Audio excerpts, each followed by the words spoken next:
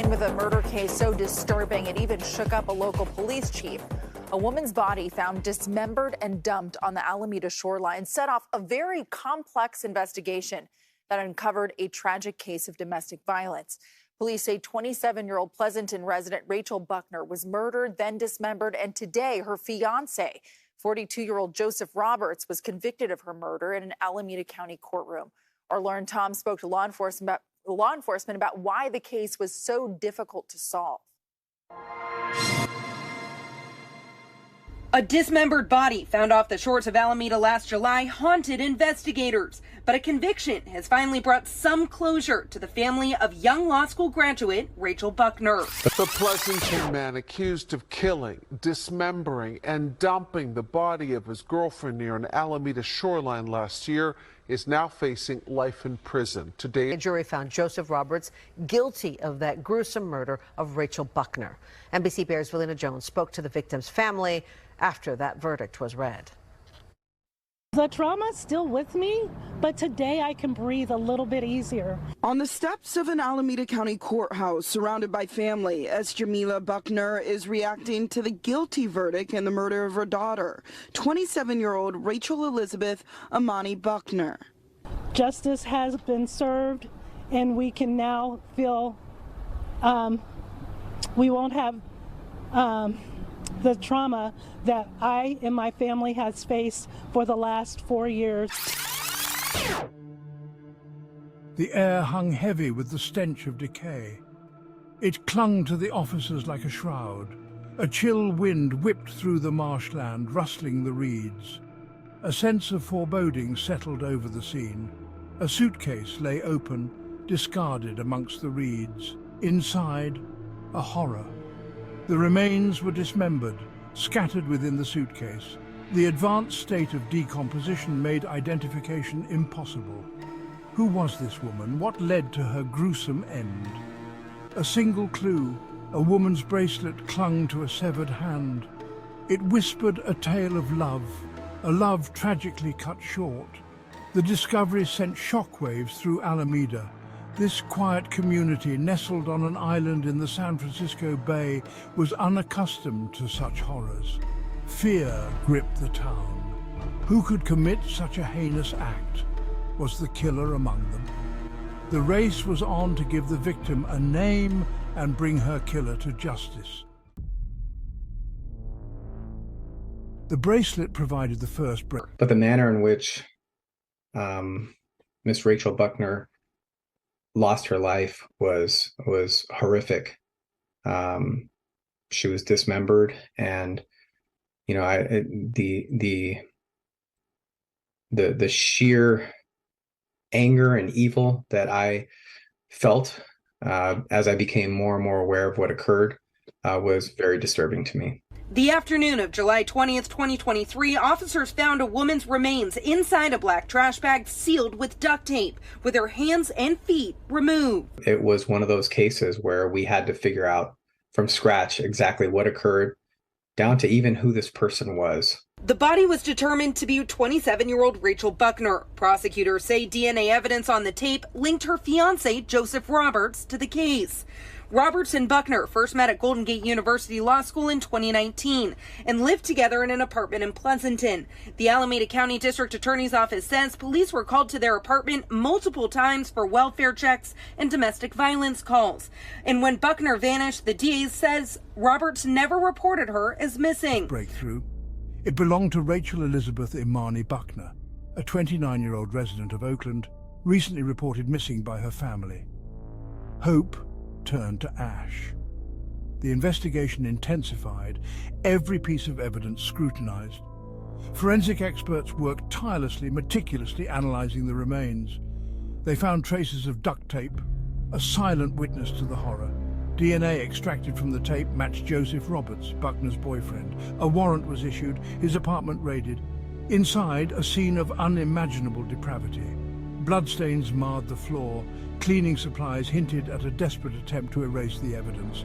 The evidence was irrefutable. Roberts, now the prime suspect, had vanished. A nationwide manhunt ensued. He was a ghost, but his shadow loomed large, casting a pall over the investigation.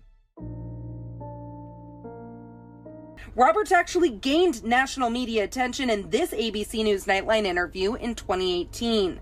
He claimed he was falsely accused of sexual harassment, denied due process, and kicked off the campus of Savannah State University in Georgia in 2013. I said, you're hereby summarily suspended. A couple minutes later, there was a campus-wide email alert with my picture. It was almost like a mugshot. Roberts lobbied for rollbacks to Obama-era Title IX reforms, and in 2020, he was elected to the San Francisco Republican Central Committee. Title IX is supposed to protect students, and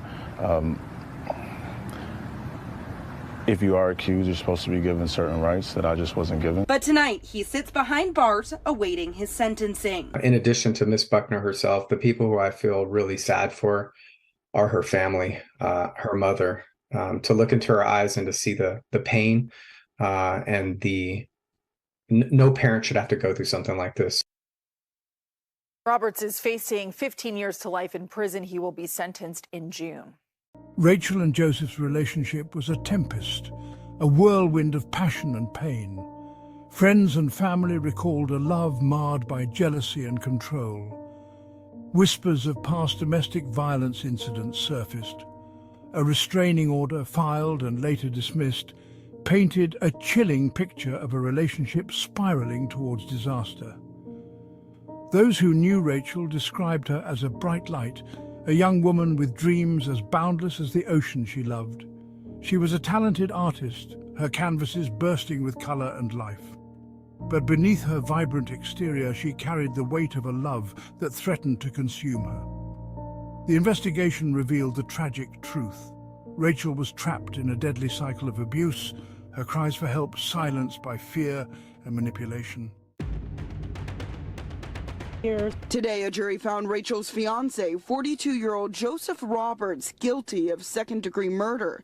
DA Pamela Price explains DNA evidence helped secure the guilty verdict. We have every optimistic hope that the court will oppose the maximum sentence in order to address the horrific crime that was visited upon this family and upon our community. Rachel's body was found dismembered and wrapped in plastic near the Bay Farm shoreline in Alameda. Rachel, a Howard graduate and recent law school graduate, met Roberts when they were both students at Golden Gate University Law School. Family and friends say there were years of warning signs about Roberts and blame Pleasanton police for not doing more sooner. What you didn't hear is that 17 times the police came out and did barely anything. This is an injustice that should never have happened. Because if they looked in the records, they would have seen that Joseph Roberts came and beat the hell out of me and my mother. And so he's a dangerous man. He was a dangerous man even before she first called. Roberts faces a sentence of 15 years to life in prison. While Rachel's family waits for him to be sentenced next month, they're advocating for better protection for domestic violence survivors. If you don't see a scar, that doesn't mean it's not there. If the person says they don't want to leave, it doesn't mean they shouldn't leave. Do your job. We need different training and different outcomes, so we'll never have to be here again. In Oakland, Valina Jones, NBC Bay Area News. Section 4, justice served, a trial and a verdict. Months later, Roberts was apprehended, his charade of freedom shattered. He stood trial for Rachel's murder, the weight of evidence insurmountable. The prosecution presented a compelling case, weaving a tapestry of horror from forensic evidence, witness testimonies, and the chilling remnants of Roberts's attempt to conceal his crime.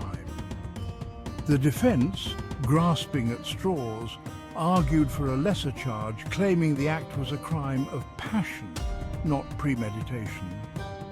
The jury, however, remained unconvinced. They saw through the facade, recognizing the chilling reality of Rachel's murder, a brutal act of domestic violence, the culmination of a toxic and abusive relationship. After a swift deliberation, the verdict resonated through the courtroom, guilty. A collective gasp of relief swept through the gallery where Rachel's family and friends had gathered, their faces etched with a mixture of grief and grim satisfaction. Justice, though it couldn't bring Rachel back, had prevailed. Section 5. Remembering Rachel. A life cut short. Rachel was more than a victim. She was a daughter, a sister, a friend, a vibrant soul whose life was tragically cut short. She had dreams of opening her own art studio, her canvases a testament to her talent and passion. Her laughter was infectious, her spirit indomitable, even in the face of adversity. She volunteered at local animal shelters, her compassion extending to all creatures, great and small. Her loss left a void in the hearts of those who loved her, a void that could never be filled. Her memory lived on, however, in the vibrant colours of her art, in the echoes of her laughter, and in the fight for justice that her tragic death ignited. Section 6. Voices of grief, seeking solace, demanding justice. The courtroom echoed with the raw grief of Rachel's mother. Her voice trembled as she spoke of a future stolen. She spoke of a young woman with a contagious laugh and a heart filled with love. The district attorney condemned the brutal act, vowing to fight for all victims. He called for systemic change, for a society that protects its most vulnerable. Outside the courtroom, a community gathered, candles flickering in the twilight. They mourned a life taken too soon, a light extinguished by the darkness of domestic violence. Section 7. Scars on a Community, the Sentence and its Aftermath.